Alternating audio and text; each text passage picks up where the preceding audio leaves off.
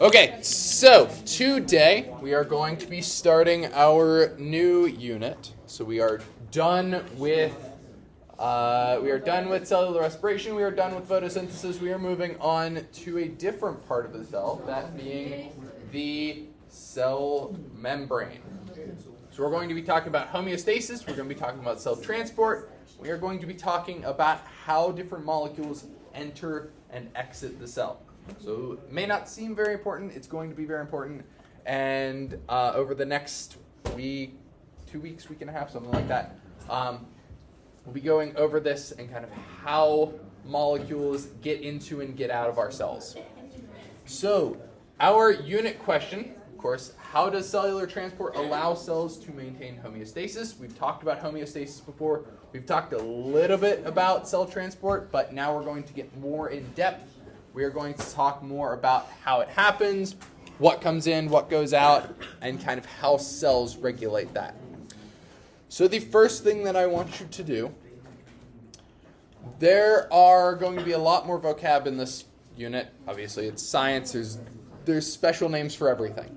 So with your partner, or group of three, since there's a couple of you, go through, write down what you know about these vocab. So take a little bit, write down what you think you know about all of these different words. Let's come back together. Peyton, let's start off. What, if I say the word passive, what's the first thing that comes to mind? What? Not direct. Okay. Yeah, that's all. I will go today. Anyone else have anything to add to passive? What is passive? Hey, Peter. It's like not doing anything. Not doing anything. Okay.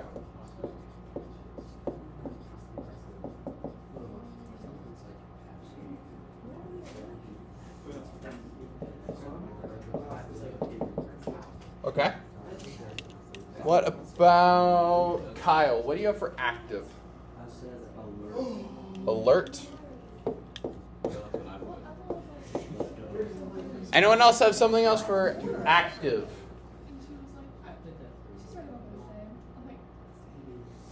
You don't have anything else. So just alert. Emery. I said doing something. Doing something. Okay.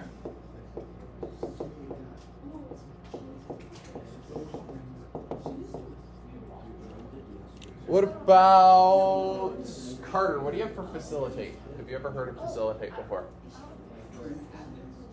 Okay. Location. I always spell it wrong. Oh my god. That's how they go.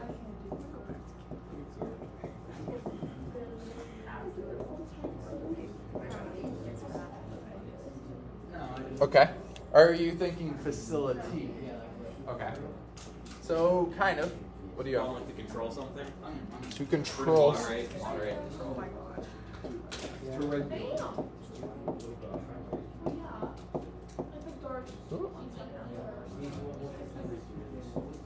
Okay. So that's pretty good. Facilitate.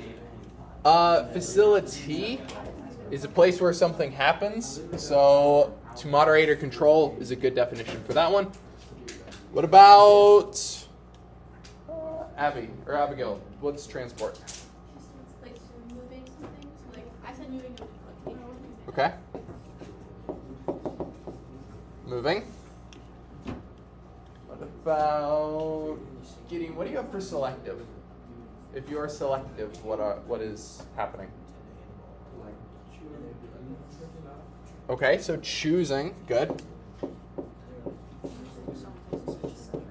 Yeah, specific. Yes. Okay. So specific. Handwriting's really off today. So choosing something specific. What about permeo? Or did you have something else to add, Noah? Yeah. What? Selecting. Okay. So selecting.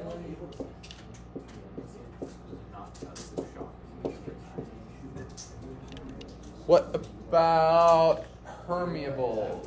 Emily, have you ever heard of permeable before? Okay.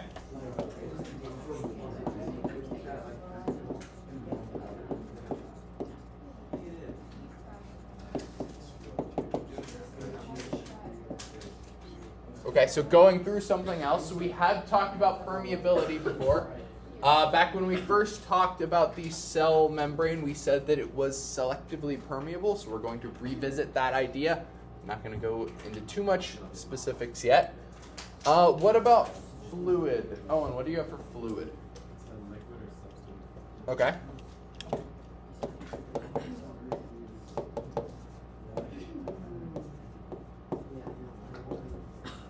Liquid, kind of, well, I guess.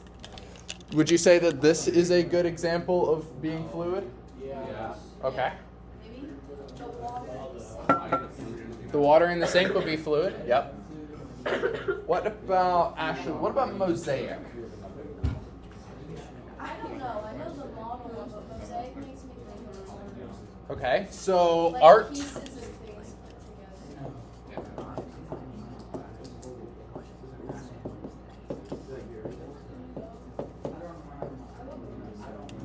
And art. So hold on to that idea because that is actually going to be very important. You are on the right track. You are on the right track. Yes. And last but not least, Mila, what do you have for model? Like a recreation of something and its parts. Okay.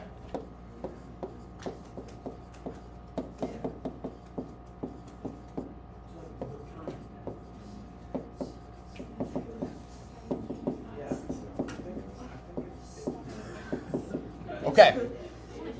So these all seem pretty good in terms of definitions. We will be revisiting all of these different words, so you will see them again. So you will want to keep these in mind when we go through them. I will give more concrete definitions about all of these. These are going to actually tie into everything we're going to learn about the cell membrane and how it kind of regulates things in. Anybody need more time jotting this down? Okay. So all of these words will have some context as we move along. So, next thing I want you to do with your partner. This thing looks like a mess, I know.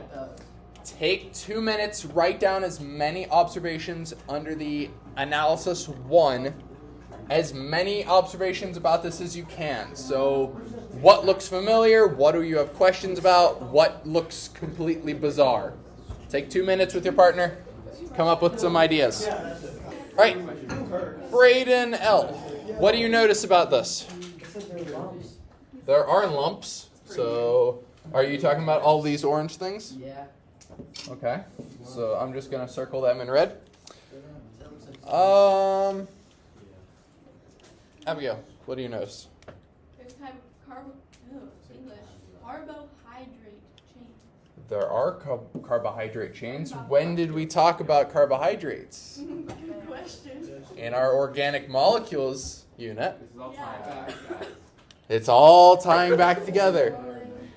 Liam, what else did you notice? Yeah, I saw the phospholipid. So, Is this phospholipid? where is the phospholipid? Is it like the blue thingies? Okay. So, these are... There's a plasma membrane right there. Oh, there is. It is labeled. It's right there. Yes, it is labeled the plasma membrane. Yes. No. Or what? Phospholipid. Oh, yeah. Right there in the middle. Between the hydrophobic There. Yes. So, again, another organic compound that we talked about. So we said that there were 4 organic compounds. What were those 4? Protein, lipid. Yep. So we had our carbohydrates, our lipids, our proteins, and our nucleic acids. You will see when we go through this, a couple of them are going to show up again. So we're coming back to our organic compounds. Anyone have any questions about anything up here? No questions. Okay. Anyone else want to add anything else before I move on? Okay. What are the spaghetti noodles? The spaghetti noodles, these things? No, on the Or on the bottom? Yeah. So, when we talked about the cell and the different organelles, It's right there. It does say it's part of the cytoskeleton. Yeah, I remember that. Yeah. The cytoskeleton, what was the job of the cytoskeleton? To keep the cell stable, to provide support. So you'll see the cytoskeleton we won't get too much into, but it's going to connect to the cytoplasm and it's going to provide that support for the cell. Okay. Close this out.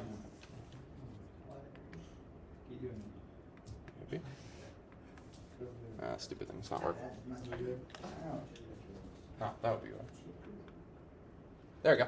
So, we are going to take a look at the plasma membrane in more depth. So, there are two different names for this. I've seen it called both. I have been calling it the cell membrane. It is also occasionally referred to as the plasma membrane. So, if you ever see plasma membrane, just know that we're talking about the exact same thing.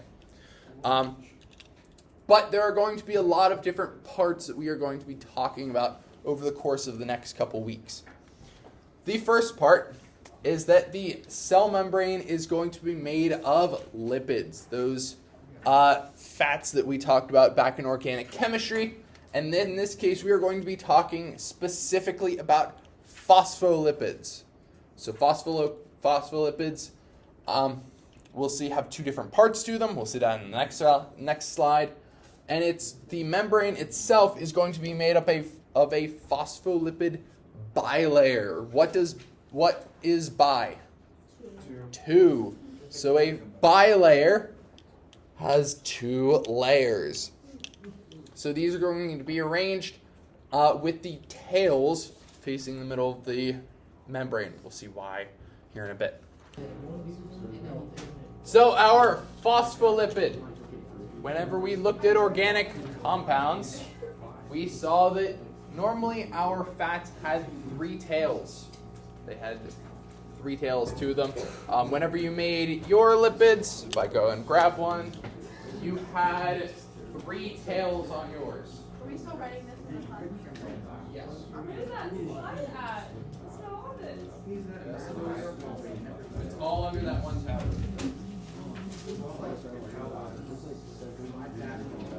Wait, yeah, this slide? It's not on this. So your lipids, back when you made them during organic chemistry, you saw had 1, 2, 3 tails. This one, you notice, only has 2 tails. And that is because the third spot is instead going to be taken up by this phosphate group. What other molecule did we see phosphate groups in? Proteins. No, we just saw it in the last unit. I wasn't here in the last unit. Wait, so what? The other molecule that had phosphate. We said that it had 3 of them and they hated each other. Oh, nucleic acid. Wait. Well, it was a type of nucleic acid. ATP. ATP has phosphates. So does a phospholipid. And in this case, the phospholipid is going to have this phosphate on top. The phosphate we said in the ATP was negative. It had a charge. Same thing with this one. It has a charge. And in this case, that charge is going to help kind of differentiate the different parts. We have the polar head and the non-polar hydrophobic tails. So if you have, anybody ever heard of the word philia before? Yeah. Yes, but I don't know what it means. You mean cilia? Anyone ever heard of philia? Yeah. What does philia mean? So you might have heard it. Which was the one that I looked up yesterday? Allirophilia is no. What's the other one? So if I say that Mrs. Farrant is an allirophilia or an allierophiliac, that's pescatarian. Philia means to like or to love. So allirophilia is to love cats. Yeah. So Miss Ferrant is an allirophiliac. It's also vegetarian. Wow, that may be. Just let you know. Okay. But in this case, philia or philic, guys, focus. So, in this case, hydrophilic means that it likes water. We said way back in chemistry that something that likes water is going to have a charge. Phosphate has a charge. So it means that water and the phosphate head, or the polar head, the phosphate head, are going to like each other. They're going to want to be near each other because they have a charge. The tails, on the other hand, are hydrophobic. He's afraid. Phobia means afraid. Thank you, Liam. So a hydrophobic tail is going to be afraid of or fearful of water. They don't like water. They want to be nowhere near water. So when we have our phospholipids, we said they form a bilayer. They are going to line up with their heads facing the water and their tails facing towards each other. They don't want to be near each other.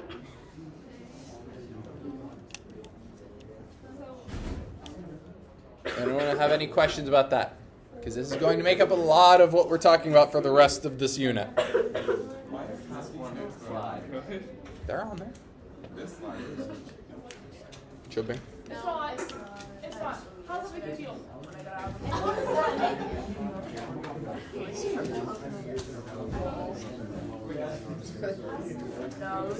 Oh.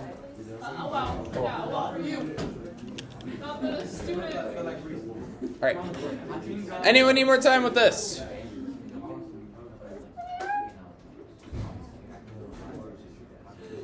So this phospholipid bilayer is going to be, it's fine, just follow along with this. So the phospholipid bilayer is going to create a barrier.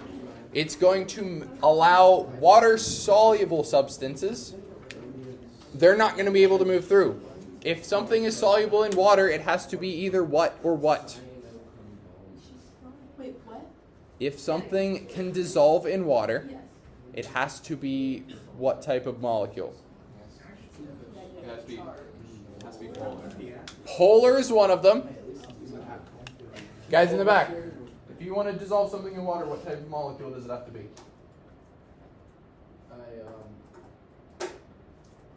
We already said polar. What's the other one? And bipolar. Not bipolar. No. We said the three were polar, nonpolar, and ionic. Ionic. Polar and ionic substances dissolve in water because they have a charge. The bilayer, the lipid bilayer, doesn't like water, so anything that can dissolve in water, it doesn't like.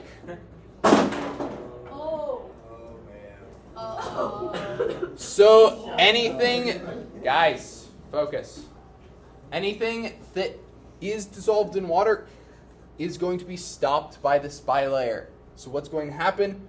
It can get through the polar heads, but once it hits that really big layer of tails, if the tails don't like it, it won't let them through. So this is what we're talking about, selective permeability, because the water the molecules cannot get through unless they are nonpolar.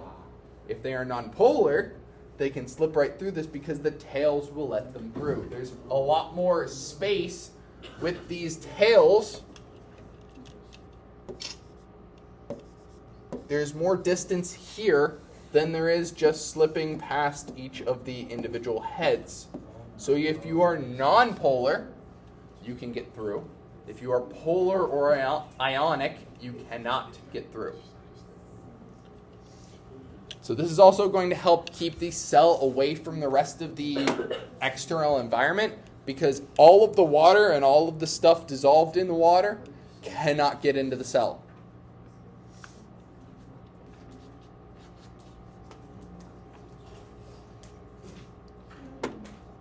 So does this part make sense? Like I said, this is, if you don't get this, you won't get anything else out of the rest of the unit. So does this at least make sense. You go through. Yeah. Oh, okay. So we have our phospholipid. The head is charged. It is hydrophilic. It likes water. The tails are not charged. They are nonpolar. They don't like water. So they line up because there is water outside of the environment and water inside the environment. They line up with their heads facing out and their tails facing in. So kind of like this.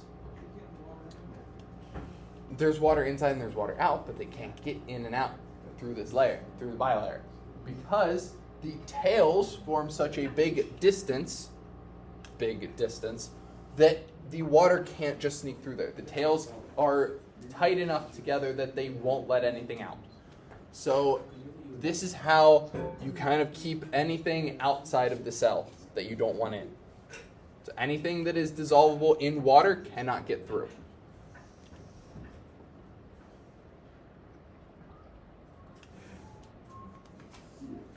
So, next thing in the analysis 2, again, take a couple minutes, jot down what you see here, what looks familiar, what looks new, what do you have questions about? Let's come back together. So, let's start. Who wants to start us out? What do you notice? Liam. I'm noticing molecules going through and into the cell. So we have molecules. They're going into the cell. So we're saying that this is the outside. And this is the inside of the cell.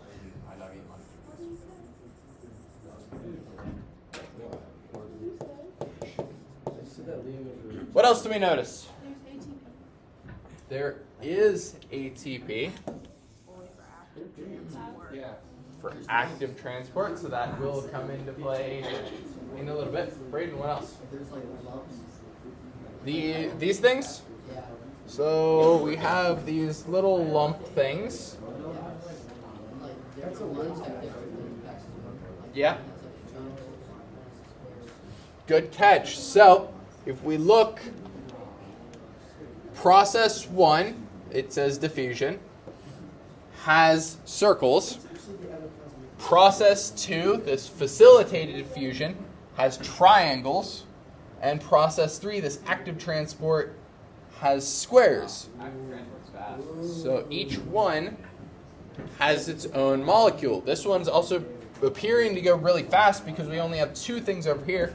We have a lot over here. Area equals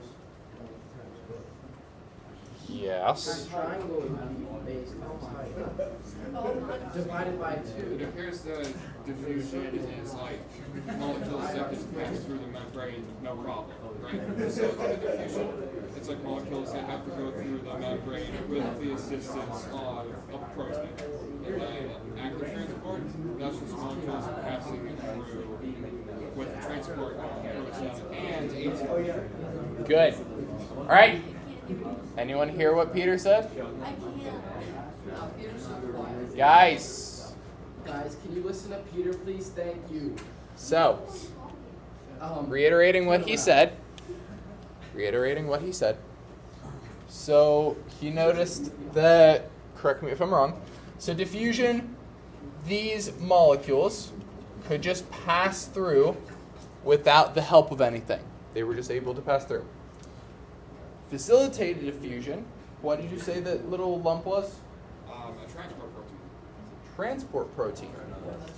So we said back in our cell organelle thingies, we said that proteins were found in the cell membrane. Oh, so this could be a protein. And it's allowing these triangles to go into the cell. Same thing over here with active transport. If we assume this is a protein, the molecules, through the help of both the protein and ATP, are able to get into the cell as well. So we are going to be talking about all of these. Anybody have anything else to add? Any more questions? So how do the circles go through These ones? That process is called diffusion. We will talk about that. We'll talk about all three of these. Yes. Okay. Yeah, so diffusion is going to be probably the first one we talk about. It's going to be the simplest one. But in this case, we are going to have two different types of transport.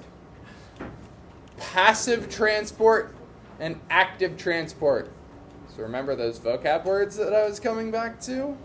Passive transport, if we think of passive, if you are passive, think probably yesterday when you were sitting around on the couch watching TV, watching a movie, doing a whole lot of nothing. Okay. Passive is going to require no energy. If you are passive, you are not using energy. Passive transport is not going to use energy. And in this case, diffusion and facilitated diffusion are both going to be types of passive transport. They don't need energy to be completed. Active transport, on the other hand, is going to need energy. If you are active, you are using energy. So if you are running laps, or if you're swimming, or if you're doing whatever, you are being active, you are using energy that we make during cellular respiration. In this case, it's going to use energy in the form of ATP, our cellular energy that we just learned about. So different types of active transport include things like ion pumps, which is something we'll talk about, exocytosis and endocytosis. We have seen exo and endo before, and we will come back to them. Yes? Just like the passive transport, like the circle is going through. Yes. So Active is the two. So these two are both passive. They don't need energy. So you can use proteins to do passive transport. If you add ATP into the equation, if you add energy, then you are completing active transport. Does that make sense? How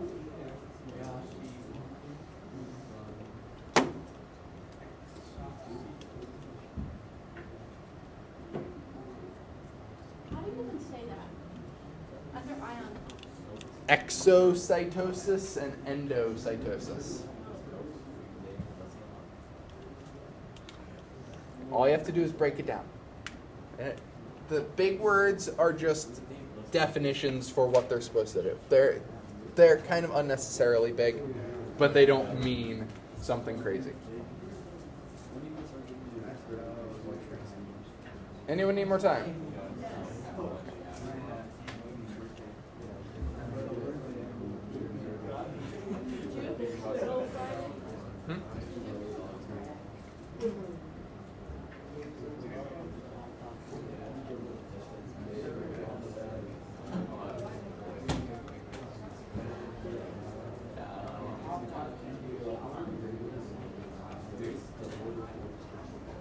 The diffusion, the passive transport seems like the stuff you get in the background, like in a video game, transport seems like stuff you do like when you're on. That's fine. That's fine. Yeah, sounds good. Hey, you do what you gotta do. It sounds like a good analogy. Yeah. Yeah, passive, I mean, active is keep reminding to get that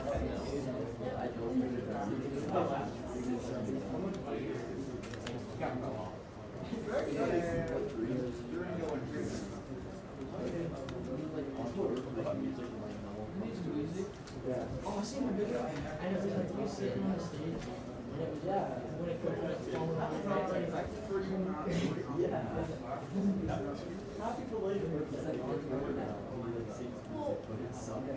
Anyone need more time?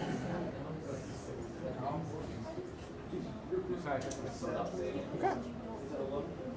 So, like I said, selective permeability is going to be very important for this. Selectively permeability is going to be one of our LEQs. So, how does the structure allow different molecules to pass through? we said that phospholipids are going to only allow certain molecules through. And in this case, there are other molecules that are going to allow different things to come in and out. And these are going to act like VIP doors. It's going to be kind of an analogy for them. So only special molecules can come in and go out. And these are going to be controlled, these VIP doors are going to be proteins. So again, another one of our organic molecules, these proteins are going to be specific in allowing one type of molecule to get in and get out. So it would be like if I... What?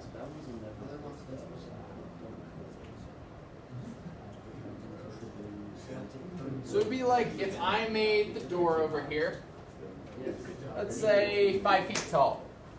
If I made the door 5 feet tall, some of you would be able to get through, others would not. Like, I am 6 foot tall. I couldn't get through that. Some of you might be able to pass through a 5-foot doorway. Some of you may not.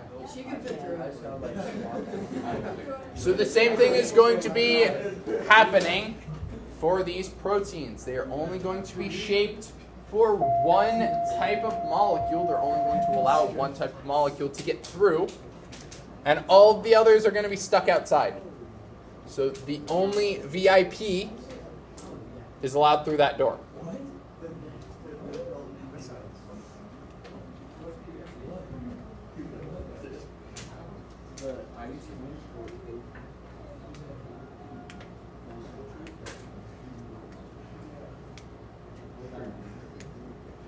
It's crazy how there's like billions, small billion cells. Like everybody. That's going on.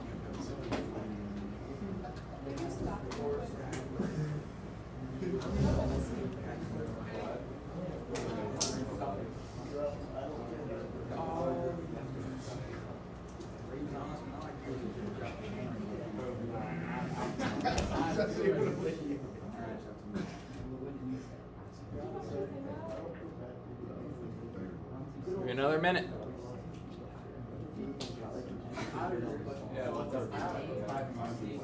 23. Anyone need more time? So, within the membrane, there are going to be a couple other molecules aside from just these transport proteins. There are going to be things like cholesterol. Where have you heard of cholesterol before? It's bad for you. Too much of it is bad for you. Too much of it is bad for you. You do need some of it. If you have high cholesterol, you're more at risk for different heart problems, heart attacks, things like that. However, in this case, cholesterol is going to be necessary. We'll talk about the actual use of cholesterol here later. Proteins are going to be very important.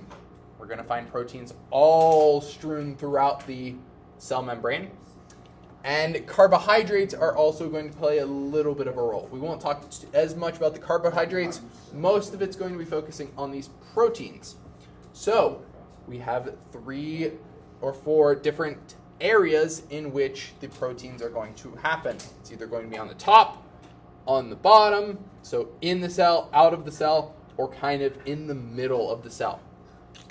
If there are proteins on the outside, so like this one over here, if there is a protein on the outside of the cell, it is going to act as a receptor. It's going to act as kind of a mailbox. So how it's going to work is a chemical is going to bind to it, and it is going to send a signal into the cell. It's going to be kind of like a pager. If you ever tried to get into school, you have to ring the bell to get in. It's kind of like that. It's going to receive a message from outside of the cell, and it's going to translate or transmit that signal into the cell. If there are proteins on the inside of the cell membrane, they are going to act like anchors. They are going to help to connect to the cytoskeleton and provide support. They're going to be kind of little foundations for the cell cytoskeleton to connect to, where it'll provide support to the cell. So especially in our animal cells, I said they were kind of like gummies. They need as much support as they can get. So this cytoskeleton is going to bind to these proteins. These proteins are going to hold the cytoskeleton taut, hold it together, and it's going to provide the support for the rest of the cell.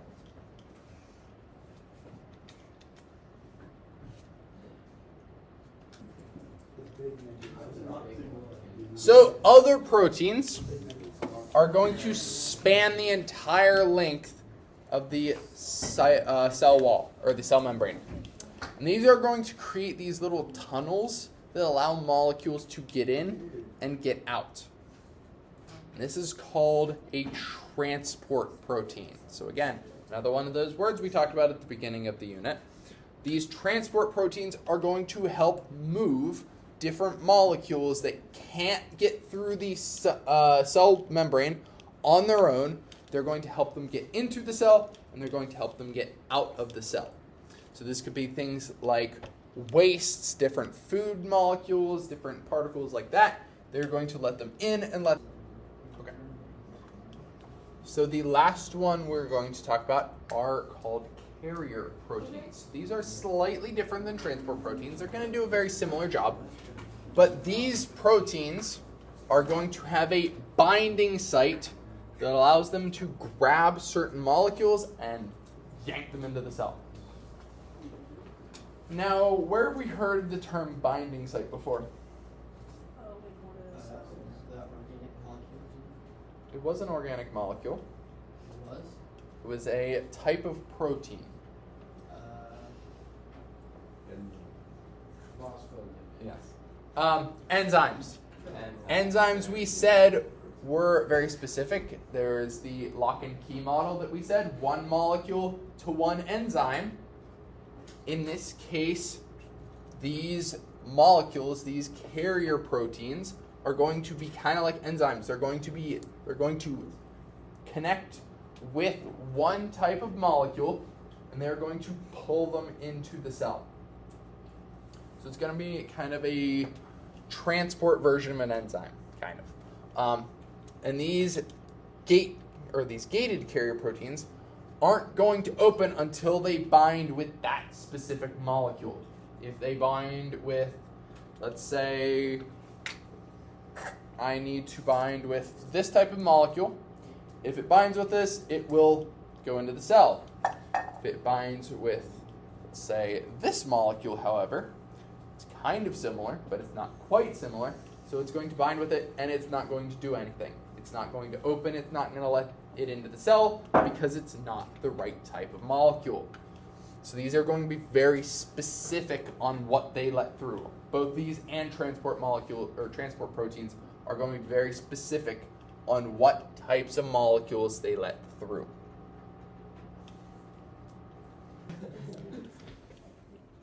Gideon, why would it be important that we are specific to one molecule? So we don't pay attention to the wrong molecule. Okay, what would the wrong molecule be? I wonder, what would it be? Well, think, what does the cell not want to let in? Other molecules? Bad molecules. Yeah, bad molecules. But like what? Anyone want to help out? What would be considered a bad molecule? Viruses. So if we let in a virus through some sort of transport, it's not good. Well, that's probably how it happens. We Yeah. still do it. I mean, viruses do connect and they do. Yeah, we get sick because the viruses bind to different molecules and let different instructions in. Also, let's say, what happens if you get dehydrated? You bad. Energy loss. You get lightheaded. lose. Your stomach starts. You Your lose eyes what? go blurry. Okay, yes, those are symptoms of dehydration. Use a lot of energy. What are you losing if you are dehydrated? Energy. Water. Water. You're losing water. Yeah. If we let too much water out of our cells, We'll get dehydrated. you will get dehydrated and you will Die. die. So we have to regulate what goes in and what comes out. Same thing. If we let in too many ions, if we let in too many sodium ions or too many potassium ions, it's going to cause issues for the cell. We need to regulate, number one, what comes in and what comes out. And number two, if we dump all of the jobs of all of these different proteins onto one protein, be like if I give you 40 different assignments, We wouldn't be able to do it. you'd be swamped with things to do. You couldn't let, in this case, the proteins couldn't let things into and out of the cell easily. They'd be stuck. So we give a bunch of different proteins a bunch of different jobs, and that helps things move much more smoothly. Because cells don't want to be inefficient. They want to let things in and they want to let things out as efficiently as possible, because if they don't let it in efficiently, they die. So we have to let things in very specifically in order to work properly. Last thing we're going to talk about, something called the fluid mosaic model. That's awesome. That's a fluid mosaic. So, Ashlyn, what did you say a mosaic was? Putting pieces together. Like, Pudding? to create one whole thing. Yes. So if you have ever seen a mosaic before, it's a whole bunch of pieces, a whole bunch of tiles usually, that come together to form one big picture. Our cell membrane, it's going to be like a mosaic. It's going to be made of a whole bunch of different pieces that work together to maintain not only fluidity, but the structure of the cell membrane. So our cell membrane is going to be made up of proteins, of cholesterol, of carbohydrates, of all sorts of different lipids and stuff, and they're all going to allow the different parts to make the whole picture. They're going to make a proper cell membrane. So these phospholipids are going to create kind of a sea. Like if you've ever been to the ocean, things normally float on top of the ocean. Same thing happens with this. The molecules are literally able to kind of float on top of and on the surface of the cell membrane. It's kind of funky. So for example, these carbohydrates can literally just float on rafts on top of the cell membrane. Cholesterol, we said normally if you have too much of it, you get things like heart attacks. Cholesterol is going to be really important for cells.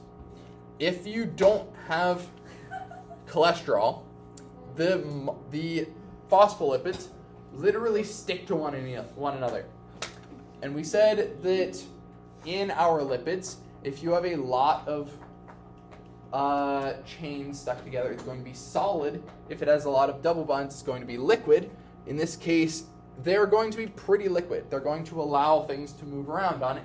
Like I said, going to kind of look like water. So it kind of looks like this would be a good representation, with the outside being the oil and the blue liquid being the inside of the cell. There's this little membrane, this little divide that separates one side from the other. And it is going to be fairly fluid. But the cholesterol are going to stick between the lipids, and they are going to allow it to continue to be fluid.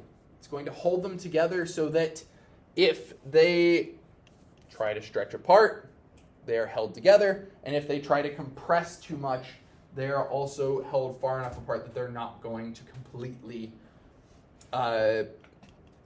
collapse on one another. I just wrote down this whole thing, and I wrote down this electric permeability. So this also helps with things like keeping the cell alive.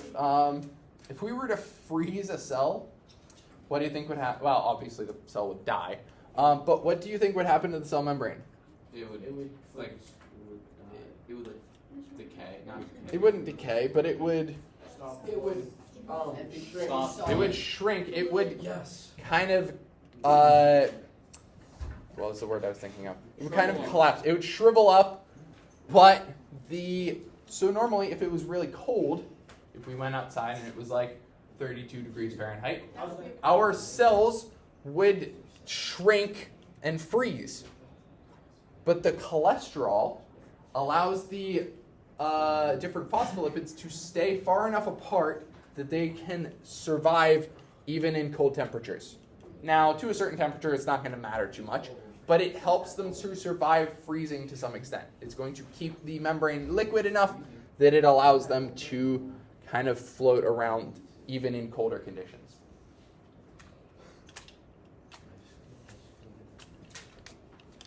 Any questions about the plasma or cell membrane?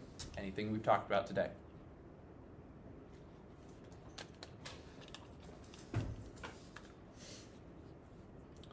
I'm gonna do a quiz on this. You feel confident? No.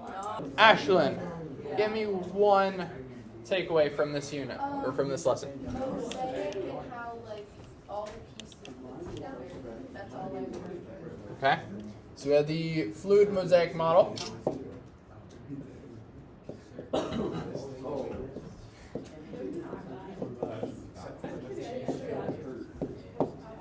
So, what did you say about the fluid mosaic model? About how like there's a bunch of pieces being put together to make one thing. So we have different pieces.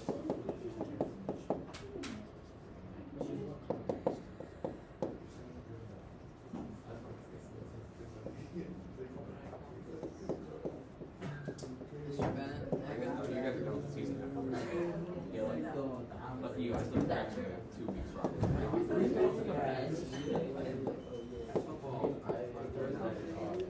Different pieces come together to form a membrane. Ashlyn. Or, yeah, Abigail. There are two types. Passive and active.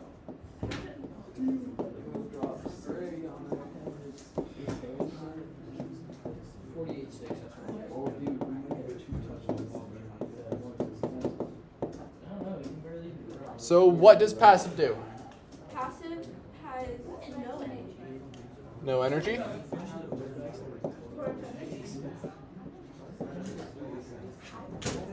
What about active? It uses energy to it uses like ion.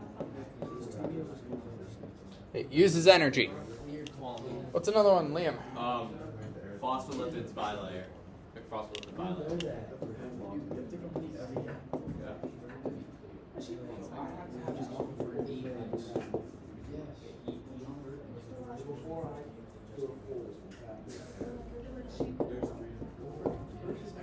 So what about the phospholipid bilayer? Well, it makes the bilayer with the heads on the outsides because they're polar or hydrophilic, and with the tails on the inside because they're hydrophobic, which means the tail doesn't feel the water.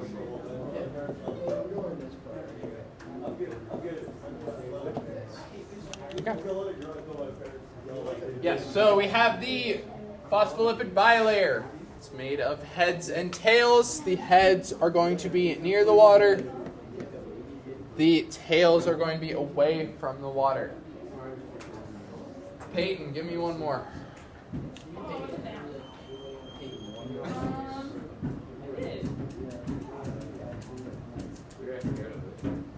What else? One more. What else was important about the unit? Phospholipid molecule is what the phosphate.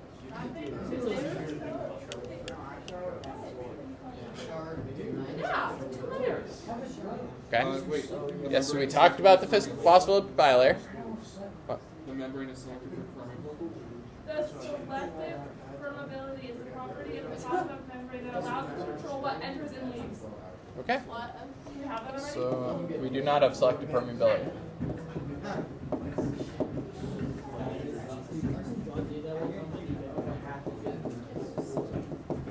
Noah, what is selective permeability? Selective permeability is it's the selection of the molecules that get in and out of the cell. Yeah. Thank you, Noah. Permeability is like the ability to.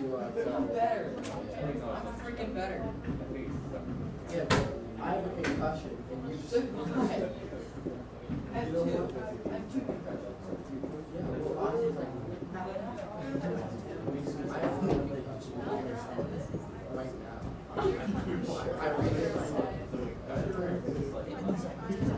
Okay.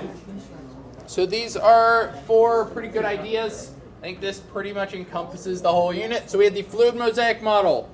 Was the model we are going to use to kind of understand the cell membrane. It's going to be made up of these different parts. These different parts are going to come together to form a permeable membrane. The second one, the 2 different types of transport. We had active transport and we have passive transport. Passive transport uses no energy. It's lazy. Active transport uses energy. It's going to be much more dynamic, much more active. Phospholipid bilayer has 2 layers, the heads and the tails. The tails are going to come together in the middle of the bilayer. The heads are going to be facing towards the water because they are hydrophilic. They like water. And the last one is selective permeability. Means that only certain molecules can get in, only certain molecules can get out, and it regulates what comes in and what comes out so that we don't have the wrong types of molecules getting in, the wrong types of molecules getting out, all of that. Any questions about this lesson? A scale of 0 to 5, how are we feeling? Feeling better this time. 3, couple 4s, couple 5s, couple 1s. So, tomorrow we will be practicing this. We're going to kind of apply it. I'll have a couple different activities that we'll get to do with it. Wednesday we'll probably do passive transport. I'm thinking the quiz might be either Thursday or Friday. And then we will move on. Active transport will be next week.